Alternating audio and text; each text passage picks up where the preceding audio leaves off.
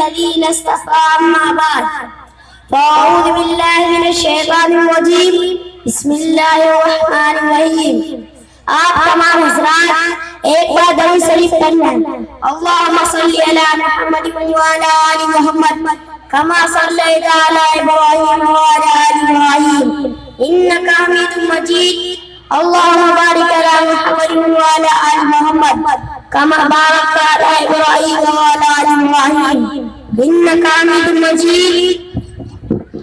अल्लाहुम्मा बारिक अला मुहम्मद व अला आलि मुहम्मद कमा बारकता अला इब्राहीम व अला आलि इब्राहीम इन्नका हमीदुम मजीद।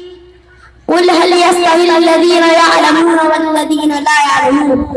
आप कह दीजिए क्या जानने वाले और ना जानने वाले बराबर हो सकते हैं।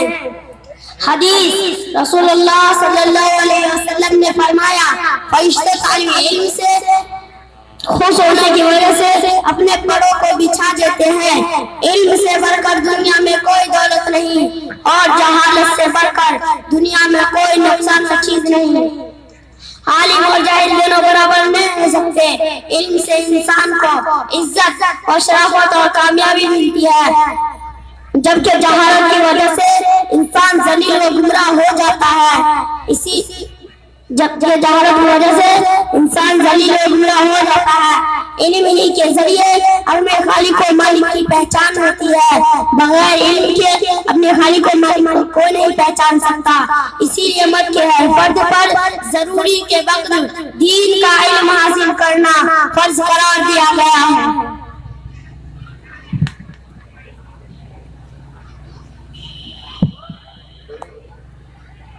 मौलाना साहब आप बड़े जोर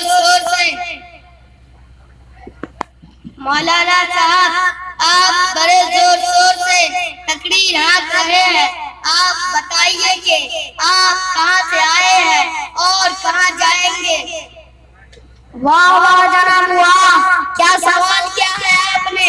आपको मालूम होना चाहिए कि बंदा मदरसा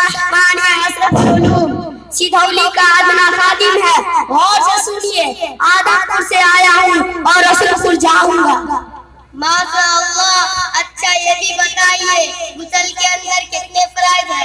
मेरे दादाजी का कहना है कि गुसल के अंदर 7 फराइज है। जनाब तो बताया वो कौन कौन से हैं। हाँ, एक हाथ में साबुनदानी, दूसरे हाथ में बाल्टी, तीसरे गले में तौलिया का होना, चौथे तेल का होना, पांचवे कपड़ा उतारना, छठे लुंगी उतारना, सातवें कच्चा का पहनना। क्या ये ठीक है। ला हौला वला कुव्वता इल्ला बिल्लाह। जनाब आप तो जीन से जाहिल नहीं, आप तो जात से जाहिल मालूम होते हैं। मौलाना साहब एक बात तो पहले समझा नहीं, दूसरी बात पूछने लग गया। गलती हो गई मौलाना साहब, बता दीजिए। गौर से सुनिए, ये हमारे मदरसे का तालिब छोटा बच्चा आपको बताएगा गुसल के अंदर कितने फराइज है। मोहम्मद आकिब बताओ। गुसल के अंदर 3 फराइज है। नंबर 1 मुंह भर के कुल्ली करना। नंबर 2 नाक में नरम हड्डी तक पानी पहुंचाना। नंबर 3 पूरे बदन पर पानी बहाना।